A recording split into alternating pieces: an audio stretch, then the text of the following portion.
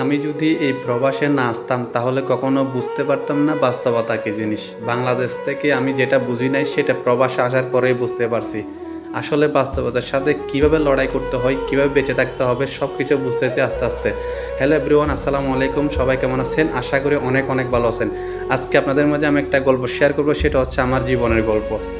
যাদের কিনা ধৈর্যটা কম তারা চাইলে প্রবাসে চলে আসতে পারেন, কারণ এই প্রবাসে আপনি আসতে পারবেন সহজে কিন্তু যেতে পারবেন না, চাইলেও যেতে পারবেন না।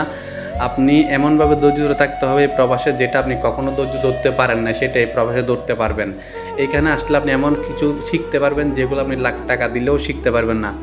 আমি 4 বছর যাবৎ বিদেশ করতেছি, কিন্তু যেটা শিখতে পারছি সেটা আমি লাখ টাকা দিলেও কোথাও শিখতে পারতাম না। বর্তমানে বাইরের দেশগুলোতে যে পরিস্থিতি, আপনি ধৈর্য না থাকলেও ধৈর্য ধরে থাকতে হবে। আসাটা সহজ কিন্তু যাওয়াটা খুবই কঠিন। আপনি আসতে পারবেন বাংলাদেশ থেকে খুবই সহজে, কিন্তু যাওয়ার জন্য আপনি 10 জনের পরামর্শ নিয়ে যেতে হবে। আপনি চাইলে একা চলে যেতে পারবেন না।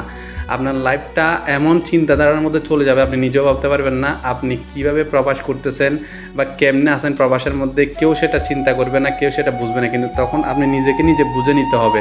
আপনি এমন পরিমাণ ধৈর্যটা ধরবেন সফলতার আশায়, কিন্তু যেটা আপনি বাইরে শিখতে পারবেন না সেটা প্রবাসে এসে শিখতে পারবেন।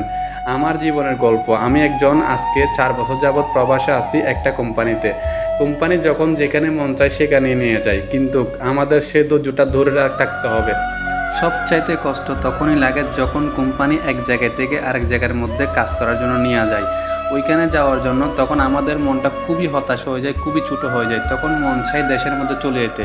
আসলে কি তখন দেশে যাওয়া যায়? আসাটা সহজ, তখন চাইলে দেশে যেতে পারি না। কারণ হচ্ছে কষ্ট পাওয়ার একটা সংসারিক যত যাবতীয় জিনিসপত্র আছে সবগুলো নিয়ে একটা জায়গা থেকে আরেকটা জায়গার মধ্যে ট্রান্সফার হওয়াটা খুবই কঠিন। এবং কি ওইখানে যাওয়ার পরে অপরিচিত লোক সাথে মিলেমিশে থাকাটা খুবই কষ্টকর হয়ে যায়। যখন থাকতে থাকতে একটু সময় বসে একটু সবার সাথে পরিচিত হয়ে যায়, তখন আবার কোম্পানি একটা জায়গা থেকে আরেকটা নিয়ে যায়। এটা হচ্ছে সবচাইতে কষ্টদায়ক আমাদের জন্য। যারা প্রবাসে আছে তারাই জানে এই কষ্টটা সবাই সহ্য করতে পারে না। এই কষ্টটার কারণে অনেক হয়তো প্রবাস ছেড়ে দেশে চলে যায়, কিন্তু এটা করা যাবে না। ধৈর্য ধরে থাকতে হবে। আমাদের প্রবাসে আসছি, প্রবাসের থেকেই কিছু একটা করে তারপর দেশের মধ্যে যেতে হবে। এটা সবার জন্য একটা বার্তা। যারা প্রবাসে আছেন হতাশ হওয়া যাবে না, প্রচুর ধৈর্য ধরে থাকতে হবে।